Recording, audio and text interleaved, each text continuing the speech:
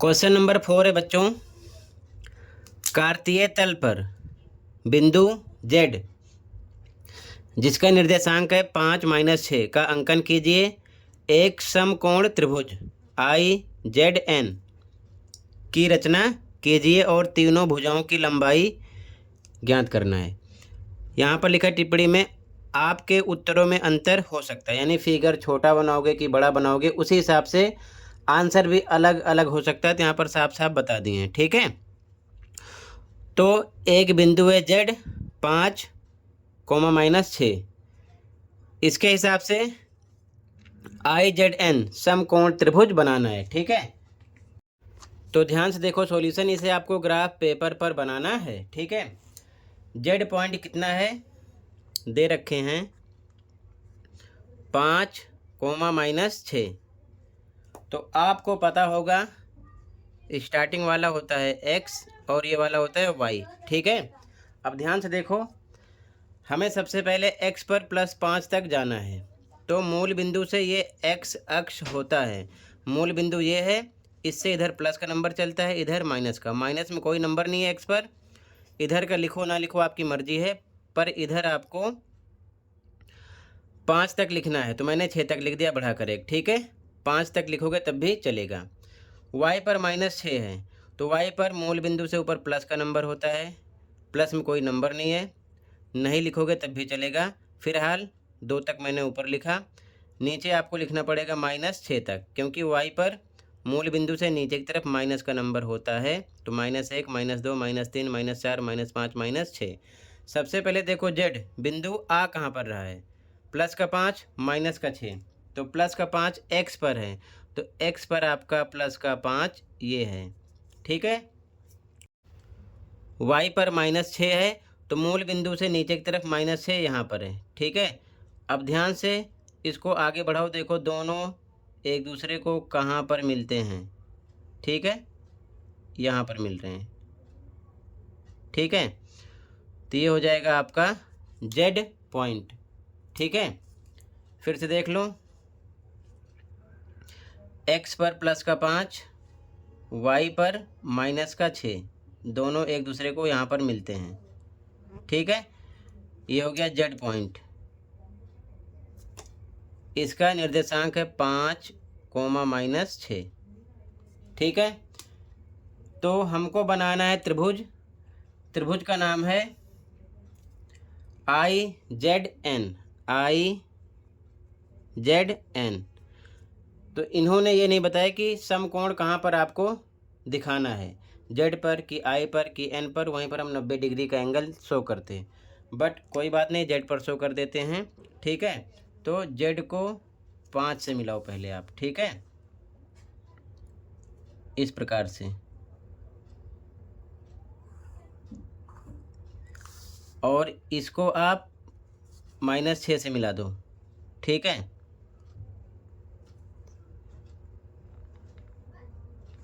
इस प्रकार से। अब मान लो ये पॉइंट आपका हो गया I, ये Z है, ये हो जाएगा N, ठीक है। तो Z को I से मिला दिया, Z को N से मिला दिया, अब N और I को मिला दो, ठीक है, इस प्रकार से।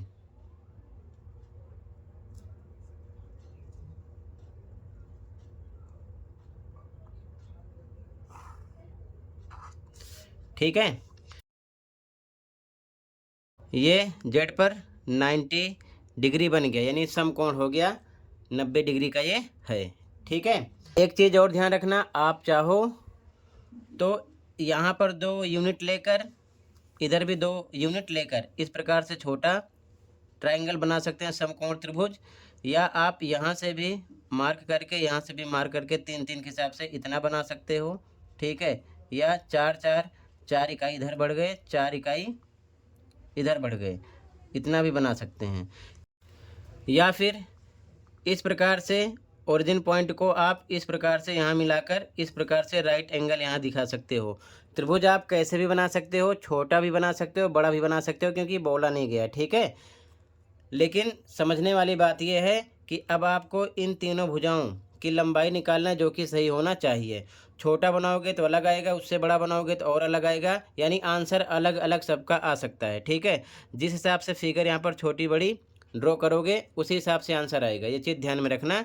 ठीक है, तो सबसे पहले अगर आप मान लो जेड और एन भुजा की लंबाई निकालते हो तो इसका निर्देशांक 5-6 है, इसका पहले लिख लो। पहले हम लिखते हैं एक्स वाला, तो एक्स पर ये 0 रहेगा। ठीक है, इधर लिख दिया 0, और वाई पर क्या है ये -6, तो 0, -6 ये हो जाएगा। ठीक है, इसका निर्देशांक निकालो आई का, तो पहले एक्स का लिखते हैं। एक्स पर है 5 प्लस का, यहाँ पर लिख दिया प्लस का 5, तो एक्स पर प्लस का 5 हो गया। ये एक्स अक्ष पर ही है ये बिंदु, तो वाई कितना होगा 0, तो ये 5, 0 हो जाएगा। ठीक है, तो इसका निर्देशांक इसका आ चुका है, यानी कि Z N I Z N का निर्देशांक आ गया है। अब निकालना है लंबाई, एक बार इसकी, एक बार इसकी, एक बार इसकी। तो आप चाहो तो 3 बार दूरी सूत्र का इस्तेमाल कर सकते हो।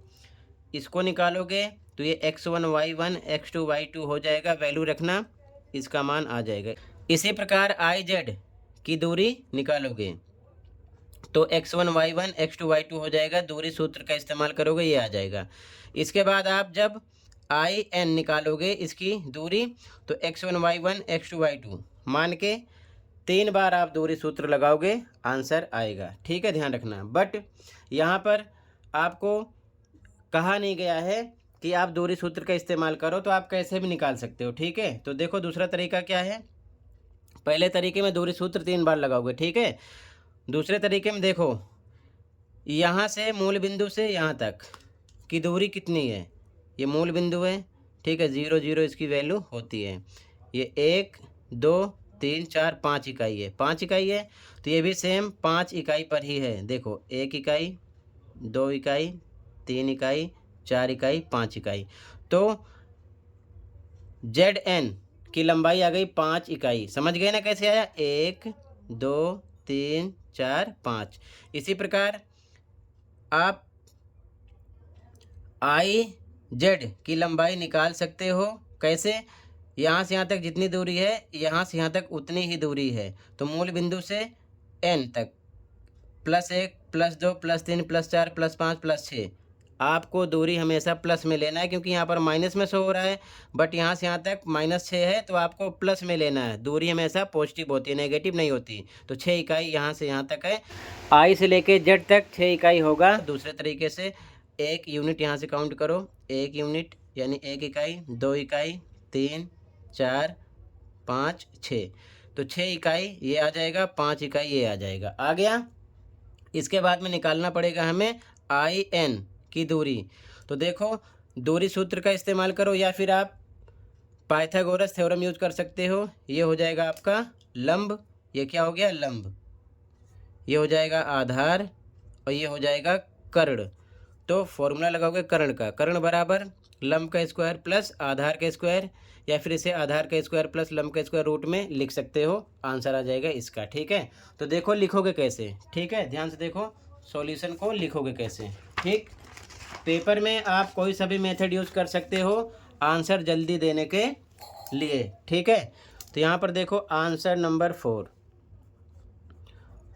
Answer number 4। तो ध्यान से देखो, सबसे पहले लिखेंगे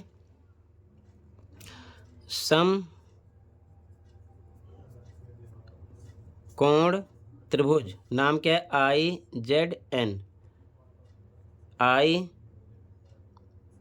जेड एन में पहली भुजा जेड एन, तो यहाँ लिखेंगे भुजा जेड एन की लंबाई। तो जेड एन यहाँ से यहाँ तक कितना आपने काउंट किया, 5 इकाई लिख दो। ठीक है, फॉर्मूले पर भी आप निकाल सकते हो। इसके बाद में भुजा आई जेड, ठीक है, ये आई जेड है भुजा। ठीक, इसकी लंबाई भुजा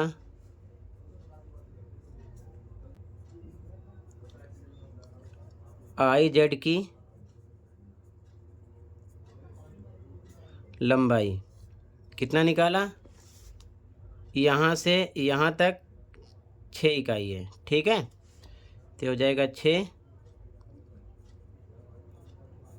इकाई। इसके बाद में निकालना है भुजा IN, ठीक है, इसकी लंबाई,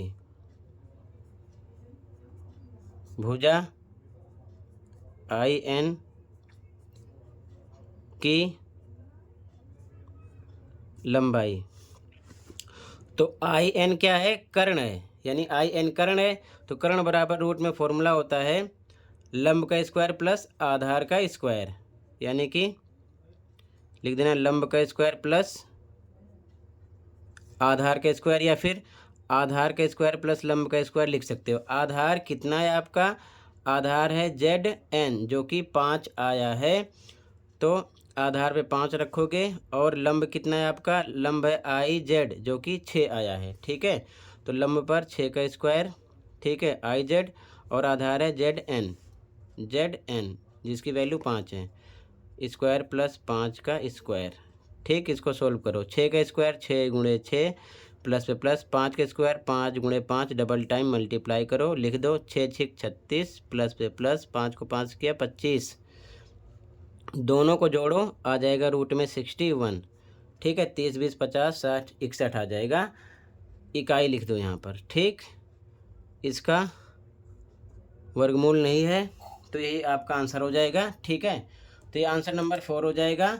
जेड पॉइंट के हिसाब से एक त्रिभुज बना दिया गया, ठीक है, और तीनों भुजाओं की लंबाई आ गई, ठीक है, तीनों भुजाओं की लंबाई भी आ गई। ये आंसर नंबर 4 हो गया, ठीक। ये आंसर अलग अलग हो सकता है। अगर आप फिगर मैंने समझा दिया छोटी बड़ी बनाओगे, किस साइड से बना रहे हो, 90 डिग्री का एक एंगल होना चाहिए, तो आंसर अलग अलग आएगा सबका, ठीक है। अगले क्वेश्चन पे आ जाओ, कहीं पर कोई डाउट होगा बताना, ओके। अगला क्वेश्चन नंबर 5 है, यदि ऋणात्मक संख्याएं नहीं होती तो निर्देशांक पद्धति कैसी होती? क्या इस पद्धति से द्विविमीय तल में सभी बिंदुओं को अंकित किया जा सकता था? आंसर देना है। यदि ऋणात्मक संख्याएं नहीं होती तो निर्देशांक पद्धति कैसे होती? पहले इसका आंसर देखो, ठीक है, ध्यान से देखो, ध्यान से देखो। आंसर नंबर 5, ये मूल बिंदु है, ठीक है, ये x अक्ष है, ये y अक्ष है, इसका मान 0 0 होता है, यानी x भी 0 होता है और y भी 0 होता है, ये चीज़ ध्यान में रखना, ठीक है। पहला चतुर्थांश दोनों प्लस प्लस का होता है इसमें, दूसरा चतुर्थांश जो होता है इसमें माइनस प्लस होता है, ठीक है, तीसरे में माइनस माइनस, चौथे में प्लस माइनस होता है।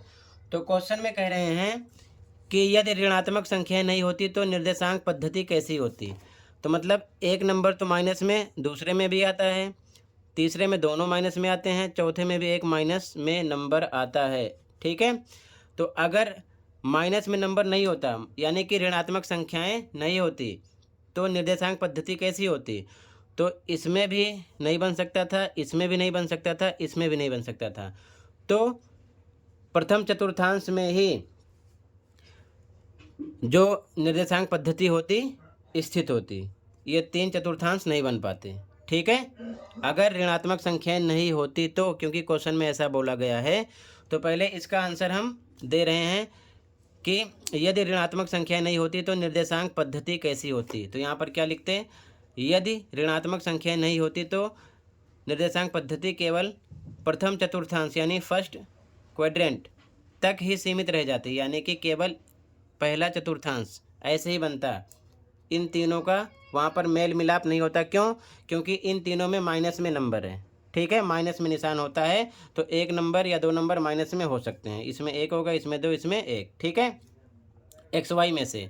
तो इसका आंसर इतना हो जाएगा। आगे लिखोगे जहाँ एक्स और वाई के निर्देशांक धनात्मक होते हैं, यानी कि इसमें दोनों नंबर धनात्मक होते हैं, एक्स भी और वाई भी, या फिर एक्स वाई 0 हो सकते हैं, तो वही लिखा गया है धनात्मक होते या 0 होते, ठीक है। तो ये पांचवें में यहाँ तक का आंसर हो जाएगा कि निर्देशांक पद्धति कैसी होती। तो ये आंसर आपको लिखना है, यदि ऋणात्मक संख्याएं नहीं होती तो निर्देशांक पद्धति केवल प्रथम चतुर्थांश तक ही सीमित रह जाती, जहां एक्स और वाई के निर्देशांक धनात्मक होते या 0 होते, ठीक है, समझ गए ना। इसमें धनात्मक होते या फिर 0 होते, ये तीनों तो पॉसिबल नहीं है। आगे क्वेश्चन में कह रहे हैं, ध्यान से देखो कि क्या इस पद्धति से द्विविमीय यानी 2D तल में सभी बिंदुओं को अंकित किया जा सकता था? तो इसका आंसर क्या लिखोगे? देखो ध्यान से, इसका आंसर लिखोगे नहीं। इस पद्धति से द्विविमीय तल में सभी बिंदुओं को अंकित नहीं किया जा सकता, ये आंसर हो गया। अगर यहाँ पर पूछते क्यों, ठीक है, यहाँ पर पूछते क्यों, तो आंसर पता है क्या देते? तो क्यों का आंसर देते, क्योंकि द्विविमीय तल में जो नंबर होते हैं धनात्मक भी होते हैं और ऋणात्मक भी होते हैं। तो क्वेश्चन में तो साफ साफ बता दिए हैं कि ऋणात्मक संख्याएं नहीं होती तो ये पॉसिबल नहीं है, क्योंकि पहला चतुर्थांश ही बनता जिसमें केवल दोनों नंबर पॉजिटिव होते हैं, प्लस प्लस के होते हैं या फिर 0 होते हैं। तो कहने का मतलब द्विविमीय तल में सभी बिंदुओं को अंकित नहीं किया जा सकता है। अगर रीजन पूछते क्यों तो आगे लिखते, ठीक है, ठीक है। तो आंसर नंबर कौन सा हो जाएगा? 5, ठीक है, दोनों का आंसर हो जाएगा। 2 बातें इसमें पूछी गई हैं। अगले क्वेश्चन पे आ जाओ, कहीं पर कोई डाउट होगा बताना, ठीक है।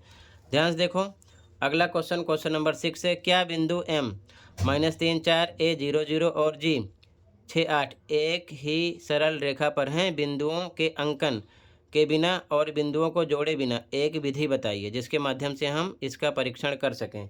विधि का नाम बताना है और परीक्षण भी करना है, ठीक है। 3 बिंदु हैं, ध्यान से देखो इनका सॉल्यूशन, ओके। तो ध्यान से देखो आंसर नंबर 6, ठीक है। 3 बिंदु हैं M A G, इसको हमें ना तो जोड़ना है ना ही अंकन करना है, ठीक है। और बताना है कि ये तीनों बिंदु एक ही रेखा पर हैं, यानी कि मान लो ये एक रेखा है, ये मान लो M पॉइंट है, M बिंदु है यहाँ पर, और यहाँ पर है A और यहाँ पर है G। तो बताना है, ठीक है, कि ये एक ही रेखा पर हैं। तो इसके लिए अगर MA की दूरी निकालोगे MA, ठीक, और प्लस में उसके बाद में AG की दूरी निकालो AG, तो दोनों को जोड़ने पर बराबर आना चाहिए MG के।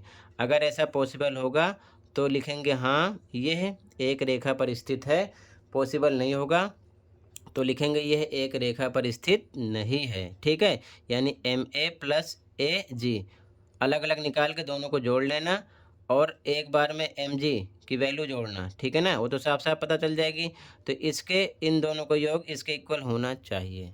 तो कैसे करोगे? ध्यान से देखो, सबसे पहले इन्होंने क्या बताया है? इन्होंने बताया है कि बिंदुओं के अंकन के बिना और बिंदुओं को जोड़े बिना एक विधि बताइए जिसके माध्यम से हम इसका परीक्षण कर सकें, ठीक है। तो यहाँ लिखेंगे हम सबसे पहले आंसर में बिंदुओं, ये ध्यान रखना, ठीक है, ये अलग है, यहाँ लिखना है बिंदुओं, ठीक है, बिंदुओं के अंकन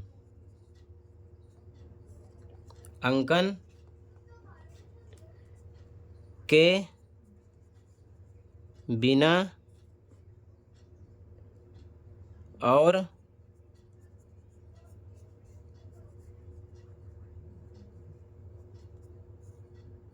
बिंदुओं को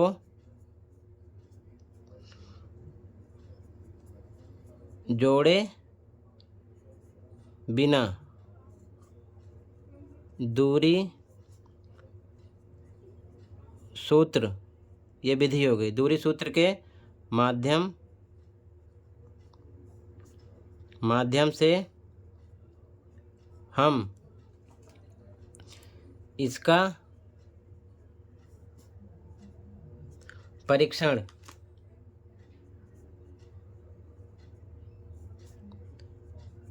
कर सकते हैं, ठीक है। अब परीक्षण करना है, यानी कि दूरी सूत्र के इस्तेमाल से हम परीक्षण करेंगे, ठीक है। तो ध्यान से देखो, पहले हम MA की दूरी निकालेंगे। तो यहाँ पर लिख दिया M, इसका निर्देशांक कितना है? -3 -4, इधर लिख दिया A, इसका 0 0, ठीक है। अब मान लो ये पॉइंट है M है और ये है A, ठीक है, ध्यान रखे रहना, ठीक है। तो अपने आप पहले मान लेना, ये मान लो x1 हो गया, ये हो गया y1, ये हो गया x2, ये हो गया y2। दूरी सूत्र ma के लिए लगाओगे या am लिख सकते हो, ठीक है। दूरी सूत्र होता है, देखो ध्यान से याद कर लेना, x2 माइनस x1 का whole square plus y2 minus y1 का होल स्क्वायर। इसकी वैल्यू रखो, पहले क्या माने, x1 y1 x2 y2। x2 कितना है 0, माइनस x1 कितना है माइनस में 3, इसका क्या होल स्क्वायर, प्लस y2 कितना है 0, माइनस y1 कितना है माइनस में 4,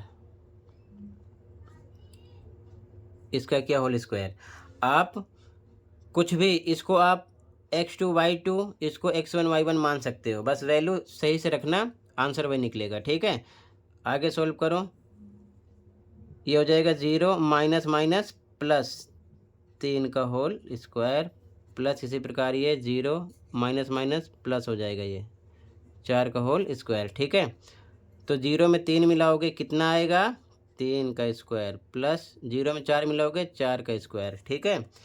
इसको डबल टाइम मल्टीप्लाई करो, 3 गुणे 3 प्लस 4 गुणे में 4, ये कितना आ जाएगा 3 3 9 प्लस 4 चौक 16, जोड़ोगे कितना आ जाएगा 25। और इसको आप क्या लिख सकते हो, इसको लिख सकते हो 5 गुणे में 5, क्या निकलेगा पेयर में से 5, ठीक है। तो 5 इकाई आ गया,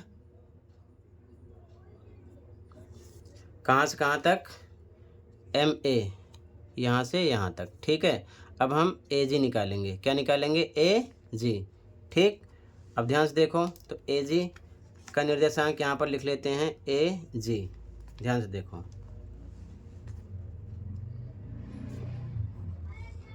ये मान लो A हो गया, ये हो गया G। A का निर्देशांक है 0,0, G का है 6 8, ठीक है। फिर से मान लो, ये हो गया x1, ये हो गया y1, इधर x2, ये हो गया y2, ठीक है। फॉर्मूला फिर से लगा दो, AG के लिए दूरी सूत्र लगा रहे हो, फॉर्मूला क्या होता है ध्यान से लिखो, याद कर लेना, x2 minus x1 whole square plus y2 minus y1 whole square. इसकी वैल्यू रखो फटाफट, x2 कितना है 6, माइनस x1 कितना है 0 होल स्क्वायर प्लस y2 कितना है 8, माइनस y1 कितना है 0 होल स्क्वायर, ठीक है। आगे इसकी वैल्यू रख दियो, सॉल्व करो, 6 में से 0 जाएगा 6 ही आएगा, 6 का स्क्वायर प्लस 8 में से 0 जाएगा 8 ही आएगा, 8 का स्क्वायर, ठीक। 6 का स्क्वायर 6 गुणे 6 प्लस 8 का 8 गुणे 8, डबल टाइम करो। अब आप गुणा करके लिखो इसे, 6 6 36 प्लस 8 8 64, दोनों को जोड़ कर लिखो, 36 64 कितना आ जाएगा 60 30 90 6 4 10, 100 आ गया, ठीक है। अब इसका तो आपको वर्गमूल पता ही होगा, इसको लिख सकते हैं 10 गुणे में 10, तो पेयर में से क्या निकलेगा 10, ये 10 इकाई आ गया, ठीक है। तो अब ध्यान से देखो, ये आ गया 5, AG तक आ गया 10, A से G तक, ठीक है।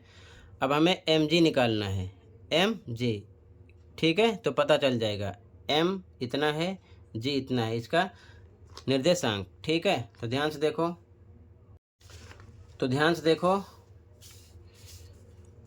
अब निकाल लेते हैं MG के लिए। M कितना है -3, -4, G कितना है 6 8, ठीक है। तो MG के लिए आप निकाल रहे हो, ध्यान रखना है, ठीक है। ये हो गया आपका x1, ये वाला y1, ये x2, ये y2, ठीक है। बार बार वैसे ही आपको मानना है। MG बराबर, फॉर्मूला फिर से लगा दो, x2 माइनस x1 का whole square plus y2 minus y1 का होल स्क्वायर, ठीक है। x2 वैल्यू रखो कितना है 6, माइनस x1 -3, तो फिर से -3 लिखा, का होल स्क्वायर किया प्लस y2 कितना है 8 माइनस y1 कितना है -4, तो फिर से -4 लिखा, इसकी वैल्यू रख के होल स्क्वायर किया। ठीक है, आगे सोल्व करोगे तो ये आ जाएगा 6 माइनस माइनस प्लस 3 का होल स्क्वायर, प्लस इधर आ जाओ 8 माइनस माइनस प्लस 4 का होल स्क्वायर। ठीक, फिर से सोल्व करो, 6 में 3 मिलाओ 9 का होल स्क्वायर प्लस 8 4 12, ठीक है 12 का स्क्वायर आ गया। 9 का स्क्वायर 9 गुणे 9, 12 को भी 2 बार गुणा करो 12 गुणे 12, ठीक है 9 को 9 से गुणा करो 81 आएगा, प्लस 12 को 12 से करो 144 आएगा। अब इन दोनों को आपको जोड़ देना है, जोड़ोगे 4 1 5 8 4 12 2, यहाँ से लेके 1 2 225 आ गया। अब 225 का वर्गमूल इसको लिख सकते हैं 15 गुणे 15, दोनों गुणा करोगे यही आएगा। तो पेयर में से क्या निकलेगा, पेयर में से निकलेगा 15, तो 15 इकाई ये आ गया। ठीक है, तो आगे हम क्या लिखेंगे, यहाँ पर हमें MA plus AG, MA plus AG बराबर MG, M से लेकर G तक के होना चाहिए। तो यहाँ पर लिखेंगे MA प्लस AG बराबर किसके, MG के। ठीक, MG के, इसकी वैल्यू रख के सोल्व करो। MA कितना है आपका, ध्यान से देखो, MA आपका आया है 5, ठीक है तो MA पर रख दिया 5 प्लस पे प्लस AG कितना आया है, AG आपका निकला है 10, ठीक है कितना 10, तो यहाँ पर रख दिया 10 बराबर MG यहाँ निकाले हो कितना आया 15, तो बराबर 15, इधर का भी जोड़ो 10 5 15 बराबर 15, दोनों तरफ बराबर आ गया ना, तो क्या लिखोगे, अतः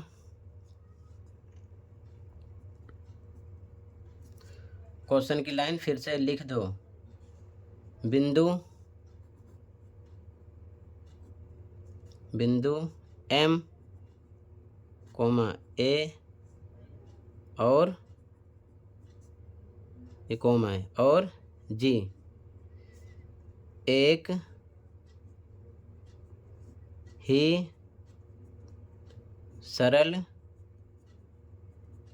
रेखा पर हैं, क्योंकि दोनों भुजाओं का प्लस बड़ी भुजा के बराबर है। ठीक है, समझ गए, ये आंसर हो जाएगा। तो ऐसे ही लिखना है, ठीक है, पहले यहाँ से आप आंसर लिखोगे। यहाँ पर यह भी बता दिया गया कि हम दूरी सूत्र विधि का उपयोग कर रहे हैं, दूरी सूत्र के माध्यम से हम निकाल रहे हैं। ठीक है, ये चीज़ ध्यान में रखना।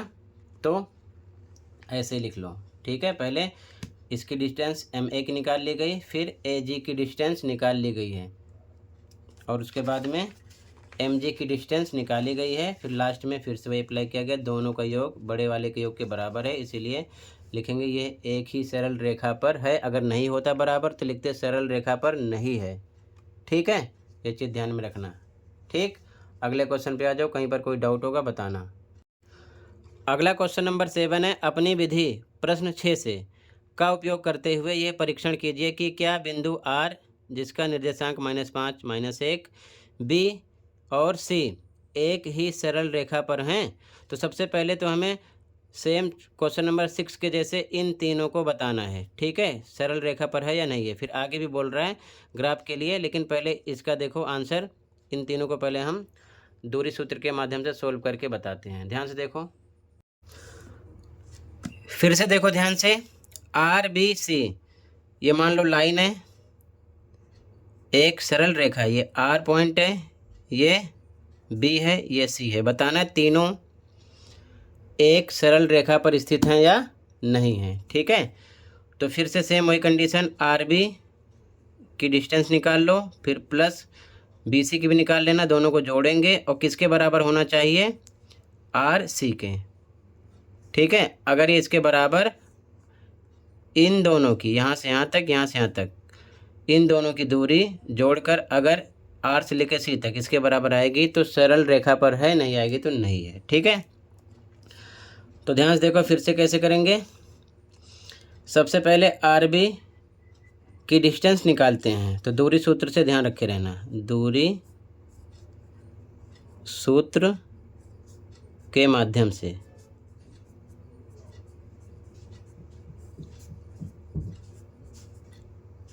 ठीक है, पहले आर बी के लिए निकालेंगे। आर इसका निर्देशांक है -5, -1। ठीक है, फिर बी इसका है -2, -5। ठीक है, यहाँ से यहाँ तक ध्यान रखे रहना। फिर से लेट करो, ये आपका क्या हो जाएगा, x1, ये y1, ये x2, ये y2। तो आर बी के लिए लगा रहे हैं दूरी सूत्र।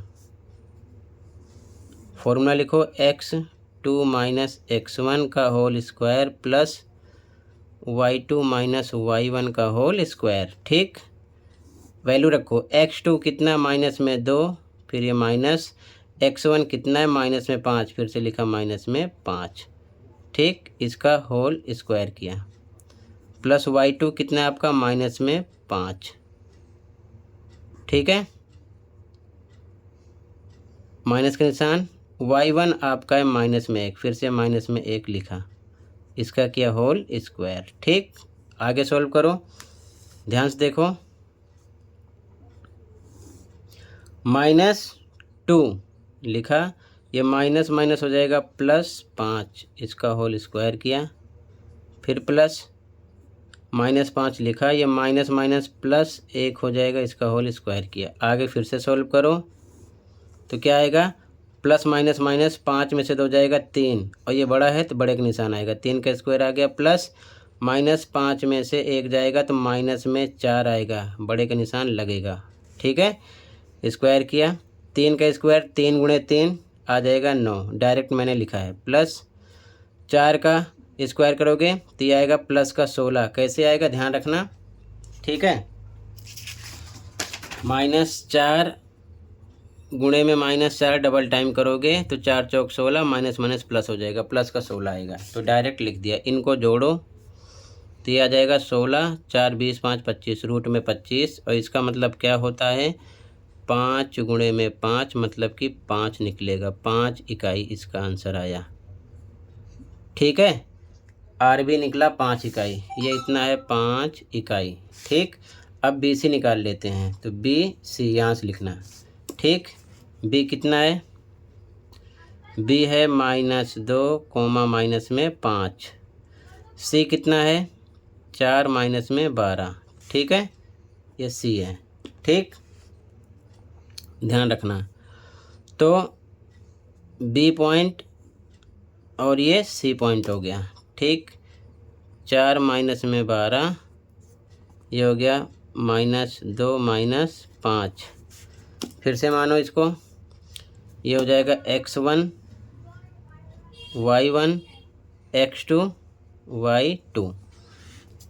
अब बी सी के लिए लगा रहे हो फॉर्मूला, फिर से बी सी बराबर रूट में फिर से सेम फॉर्मूला, x2 - x1 का whole square plus y2 - y1 का होल स्क्वायर।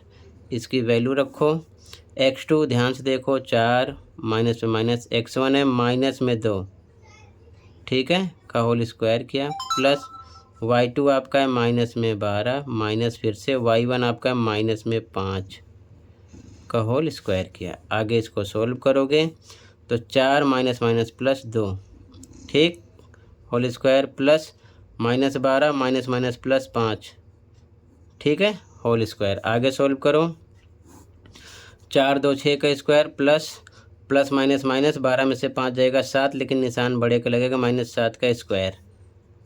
आगे सोल्व करो, 6 × 6 प्लस -7 गुणे -7 डबल टाइम, ठीक, 6 6 36 प्लस 7 7 49 प्लस का हो जाएगा, माइनस माइनस प्लस का हो जाएगा। इन दोनों को जोड़ोगे, अब इन दोनों को जोड़ो तो ये हो जाएगा रूट में 85। यहीं पर रुक जाओ, ठीक है, इकाई आ गया। ठीक है, तो मतलब कि बी सी भी आ गया। अब हमको निकालना है आर सी। ठीक है, तो ध्यान से देखो, आर सी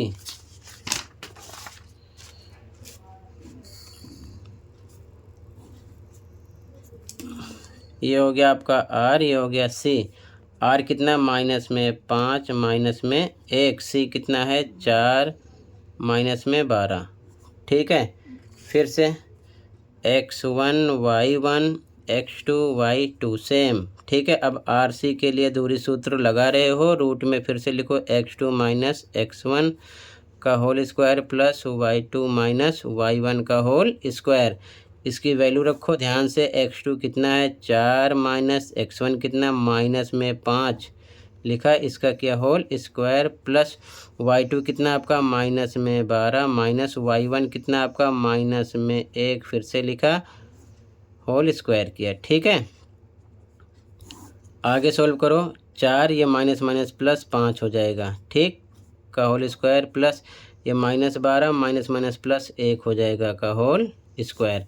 आगे सॉल्व करोगे तो 5 4 9 का स्क्वायर प्लस 12 में से 1 कम हो जाएगा तो माइनस में आएगा 11 का होल स्क्वायर। आगे आ जाएगा 9 9 81 प्लस, अब इसका डबल टाइम करो, 11 गुणे 11 करोगे तो 121 आएगा प्लस का। ठीक है, कैसे आ गया ये ध्यान से देख लेना, -11 गुणे -11 डबल टाइम करोगे तो 11 को 11 से करोगे 121 आएगा, माइनस माइनस प्लस हो जाएगा तो 121 डायरेक्ट मैंने लिख दिया है, ये चीज़ ध्यान में रखना।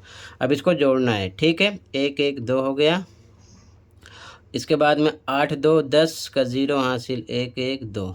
ठीक, साथ में लिख दो इकाई। ठीक है, फिर से चेक करेंगे। अब क्या चेक करना है, R B plus B C बराबर आर सी होना चाहिए। ठीक, तो ध्यान से देखो, यहाँ लिखेंगे R B plus B C बराबर आर सी।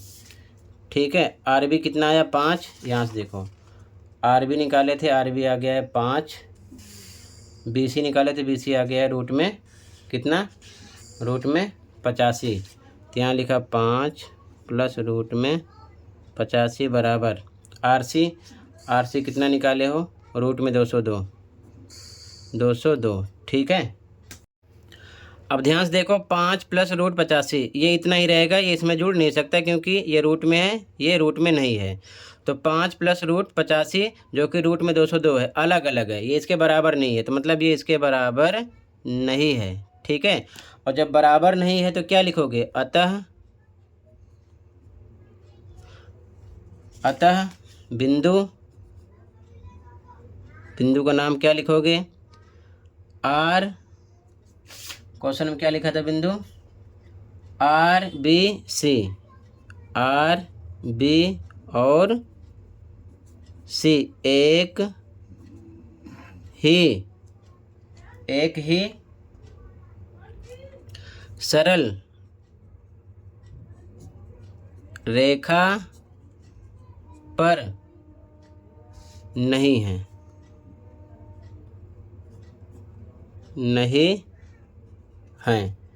ठीक, अब आगे क्वेश्चन पे आ जाओ, आंसर अभी भी नहीं हुआ है। ठीक है, अब देखो ध्यान से, ये तो पता चल गया कि ये एक ही सरल रेखा पर स्थित नहीं है।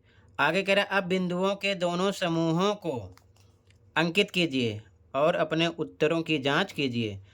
बिंदुओं के दोनों समूहों को मतलब क्वेश्चन 6 के जो पॉइंट हैं इसको भी, और क्वेश्चन 7 के जो पॉइंट हैं आर बी सी, इसको ग्राफ पर अंकित करके भी चेक करना है कि रेखा पर स्थित हैं कि रेखा पर स्थित नहीं है। तो ध्यान से देखो, पहले 7 वाले पॉइंट को शो करते हैं, आर बी सी, ध्यान से देखो। ठीक है, ग्राफ पेपर पर, तो ये पॉइंट आर बी सी यहाँ पर मेंशन है। आर आपका कितना है -5 -1, बी कितना -2 -5, सी कितना है 4 -12। ठीक है, अब देखो ग्राफ पर आ जाओ, ये एक्स अक्ष है और ये वाई अक्ष है। ठीक है, ध्यान से देखो, सबसे पहला पॉइंट कितना है आपका, एक्स पर -5 है, वाई पर -1 है। ठीक है, तो ये आपका क्या हो गया, ये एक्स है और ये क्या है वाई है, इसमें ये एक्स है ये वाई है, ये एक्स है ये वाई है, ग्राफ पेपर पर शो करने के लिए। ठीक है, एक्स पर -5 देखो, वाई पर -1 कहाँ पर है, एक्स पर -5 ये एक्स है, -5 इधर है मूल बिंदु से, ये हो गया, और वाई पर -1 है, तो वाई पर -1 नीचे है, ठीक है ना, मूल बिंदु से। तो दोनों एक दूसरे को कहाँ पर मिलेंगे, -5 -1 यहाँ पर, ठीक है। ये हो गया ये पॉइंट। ये कौन सा पॉइंट हो गया, -5 -1, ये इसका निर्देशांक है। और पॉइंट का नाम क्या हो गया, आर, ठीक है, आर है, ये क्या है, आर। इसके बाद में अगला पॉइंट है बी, एक्स पर -2 वाई पर -5, एक्स पर -2 ये है और वाई पर -5, वाई पर -5 ये है।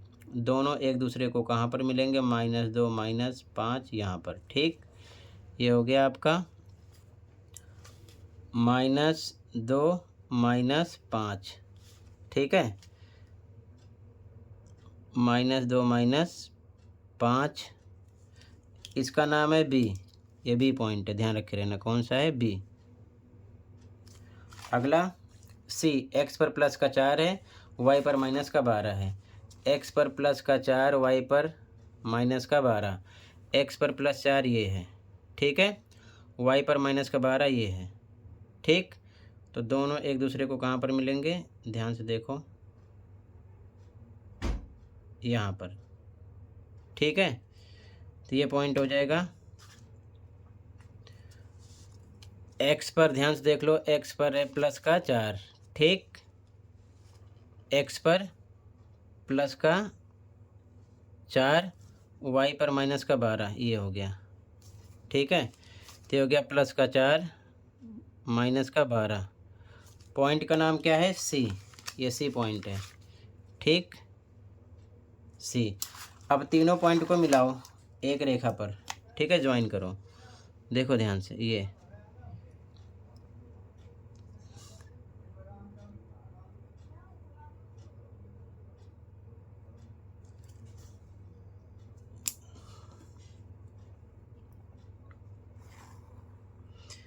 यहाँ पर देख सकते हो 7वें क्वेश्चन का आंसर है ये, ठीक है। ये पॉइंट है आर, ये पॉइंट है बी, दोनों एक रेखा पर हैं लेकिन सी वाला अलग है, ठीक है, इधर है और लाइन इधर से जा रही है, ठीक है, ये देख रहे हो आप, ठीक है। तो इसीलिए आंसर दिया गया था कि ये क्वेश्चन नंबर 7 का जो आंसर है ये एक रेखा पर नहीं है, ठीक है। यहाँ से भी पता चल गया, चेक कर लिया कि एक रेखा पर नहीं है, ठीक है, सीधी रेखा पर नहीं है, सी वाला अलग है, ठीक है। ये तो 7 का आंसर हो गया, ठीक है। अब ध्यान से देख लो 6 वाले पॉइंट को भी शो कर देते हैं, ठीक है, क्वेश्चन 6 के पॉइंट को भी हम शो करेंगे। तो ध्यान से देखो क्वेश्चन 6 का जो पॉइंट है ये है। अब ध्यान से देखो क्वेश्चन नंबर 6 के पॉइंट हैं एम, ये एक्स हो गया, ये वाई हो गया, ये एक्स, ये वाई, ये एक्स, ये वाई। इसको भी हम इसी ग्राफ पर शो करके दिखा देते हैं कि सरल रेखा पर है या नहीं है। तो सबसे पहले देखो एम पर एक्स पर -3 है, वाई पर -4 है, -3 -4। ध्यान से देखो एक्स पर है -3, वाई पर है -4।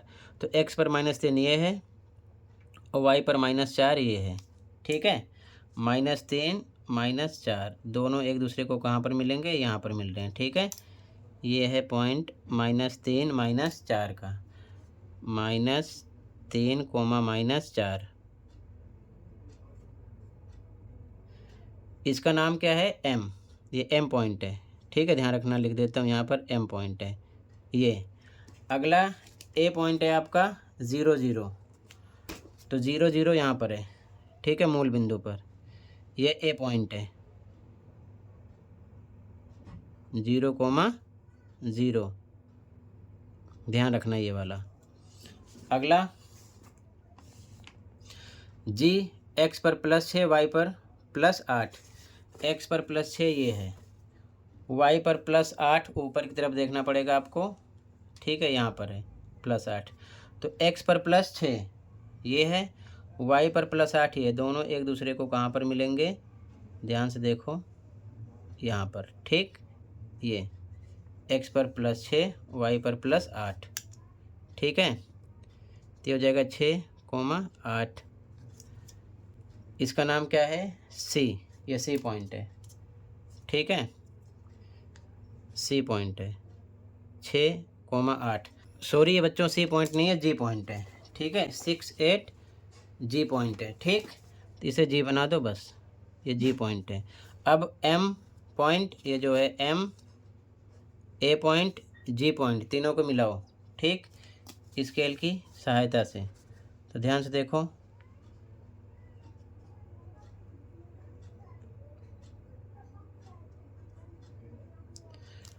इसको आप थोड़ा इधर या इधर लिखा करो ताकि उस अक्षर पर लाइन ना जाए, ठीक है।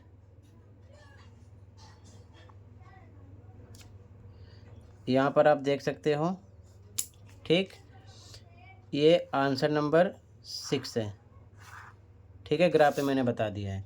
यहाँ पर देख सकते हो एम पॉइंट, ए पॉइंट मूल बिंदु और जी पॉइंट तीनों एक ही सरल रेखा पर स्थित हैं, ठीक है। ये देखो एम, ए, जी तीनों एक ही सरल रेखा पर स्थित हैं। ये जो 0 0 लिखा है ना, इसको आप थोड़ा इधर लिखो या इधर लिखो ताकि इसको कट ना करे, ये ध्यान रखना, ठीक है। आप सही से बना लेना। तो ये आंसर नंबर 6 का है, ध्यान रखे रहना। आंसर नंबर 6 का मैंने चेक करके आपको बता दिया, ठीक है। और ये आंसर नंबर 7 के लिए है, ठीक है। आंसर नंबर 7 के लिए तो आपने क्या सीखा कि उस तरीके से अगर दोनों भुजाओं का योग बड़ी भुजा के योग के बराबर होगा तो सरल रेखा पर स्थित होगा, बता सकते हो, ठीक है, बिना ये ग्राफ पर अंकित किए, ठीक है। तो आंसर 6 सरल रेखा पर आया था आंसर। तो यहाँ देख सकते हो तीनों पॉइंट एक सरल रेखा पर स्थित हैं, जबकि आंसर नंबर 7 के तीनों पॉइंट देख लो, आर, बी, सी, जो कि एक ही सरल रेखा पर स्थित नहीं है, ठीक है। ये चीज़ ध्यान में रखना है। तो ऐसे इसको भी आपको बना लेना है। ये आंसर 6 के लिए है, ठीक है। एम पॉइंट, ए पॉइंट और जी पॉइंट, और ये आंसर 7 के लिए है, ठीक है। ये आर पॉइंट, बी पॉइंट और सी पॉइंट, ठीक। तो ऐसे ही बना लो, ये आंसर नंबर 7 कंप्लीट हो जाएगा। तो आंसर नंबर 7 यहाँ से लिखना है आपको, ठीक है। इसके बाद में ये लिखना है आंसर नंबर 7 में एक ही सरल रेखा पर नहीं है, क्योंकि ये बराबर नहीं निकले, ठीक है। और उसके बाद में ये ग्राफ पर शो कर देना है, ठीक है। और साथ में इसी ग्राफ पर क्वेश्चन में बोला गया है, ये भी ड्रॉ कर लेना, 6 वाला भी शो करके दिखा देना, ठीक। अगले क्वेश्चन पे आ जाओ। कहीं पर कोई डाउट होगा बताना, ठीक। अगला क्वेश्चन, क्वेश्चन नंबर 8 जो है, इसको अगली वीडियो में डिस्कस करूंगा। मिलते हैं अगली वीडियो में। Thank you for watching and take care, okay.